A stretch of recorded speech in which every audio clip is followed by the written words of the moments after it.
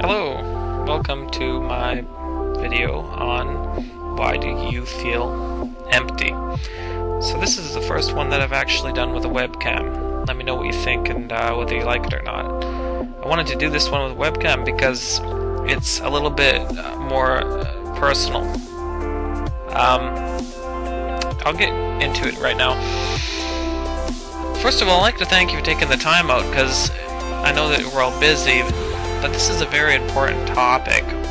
Now, obviously, this is a vague topic because we're talking about something that we really, don't understand, right? Why to feel empty. But it's actually simpler than you might think. See, sometimes a person, they have a need, and when that need goes unfulfilled, they can pretend that everything is normal and they can go about their daily lives, but when the lights go out, when things calm down, and when they're, resting and at peace, that's when they really know that there's something wrong, that there's something missing, right? And that's really what we're talking about. We're talking about how to fill that emptiness, that void that happens to us all, and so we're gonna figure out what we can do, and turning to alcohol and drugs or trying to distract ourselves isn't the answer, right? We don't want to ignore this, because like hunger, when we ignore the needs that we have, eventually we begin to lose the ability to digest that need, digest it properly. So let's look at what that need is. People have answered that question differently, and the reason for that is because it boils down to your heart.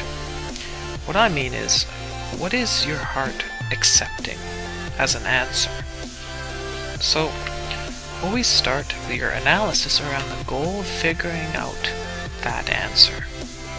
You see, the mind can accept many things as fact. However, we're not looking for satisfying a mental need, are we? So like the stomach feeds on food it can digest, our heart feeds on things that it can accept. And our goal is to give it something positive to accept.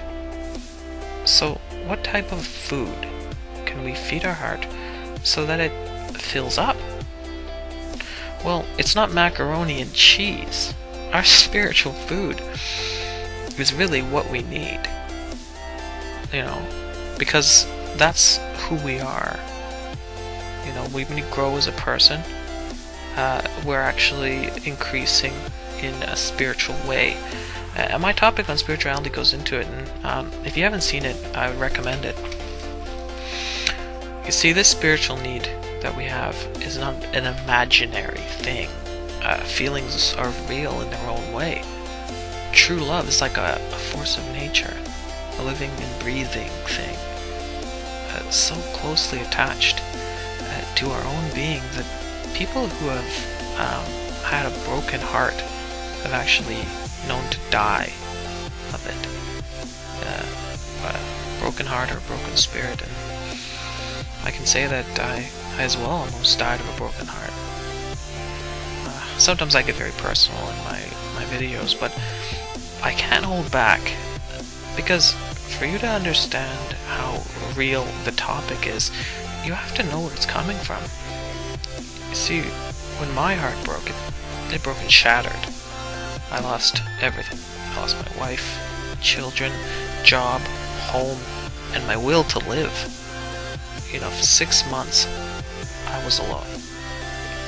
I lived on the street, out of a small camper, downtown, and I made my way that way.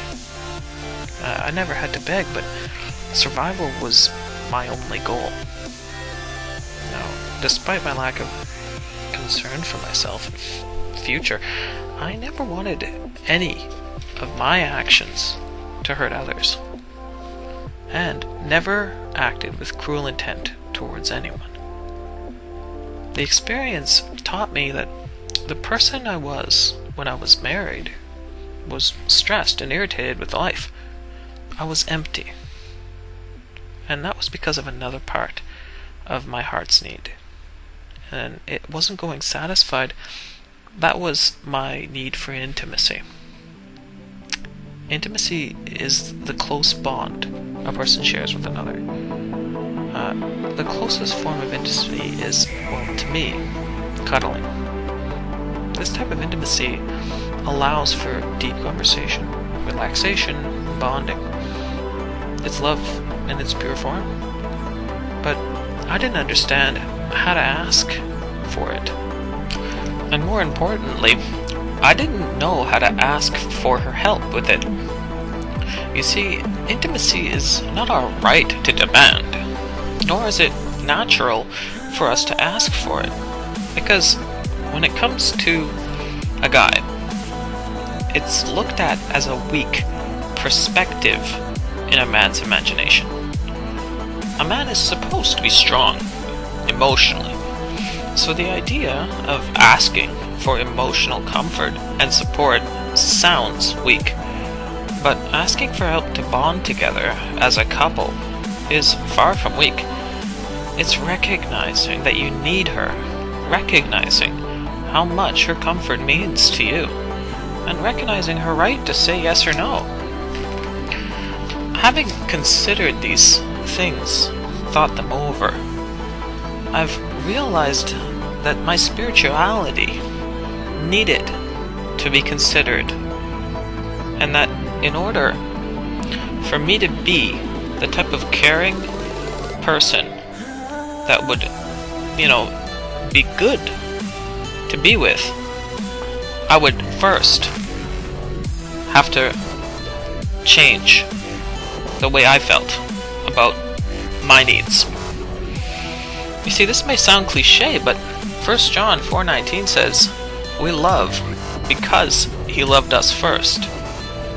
Now, before you cast this saying off as religious propaganda or something, consider what it meant, and consider what the next verse adds. If anyone says, "I love God," and yet is hating his brother, he is a liar. For the one who doesn't love his brother whom he has seen cannot love God who he has not seen.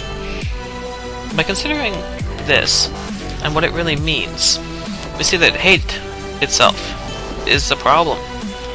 And it also means that anyone claiming basically that they have a lot of love for God have to consider themselves and consider their own insides about other people and in how spiritual they are.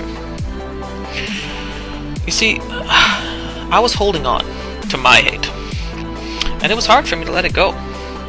I had anger about what I felt was unjust, but even more so, letting go of the anger I had over what I had done, hatred of even myself.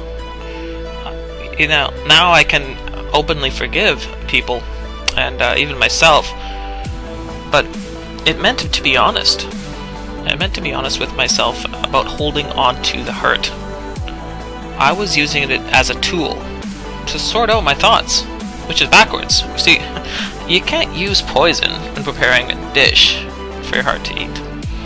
The thought of what I lost were like poison to me.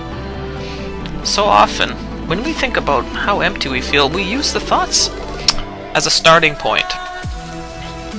This narrows our viewpoint so that we miss the benefits of feeling our emptiness.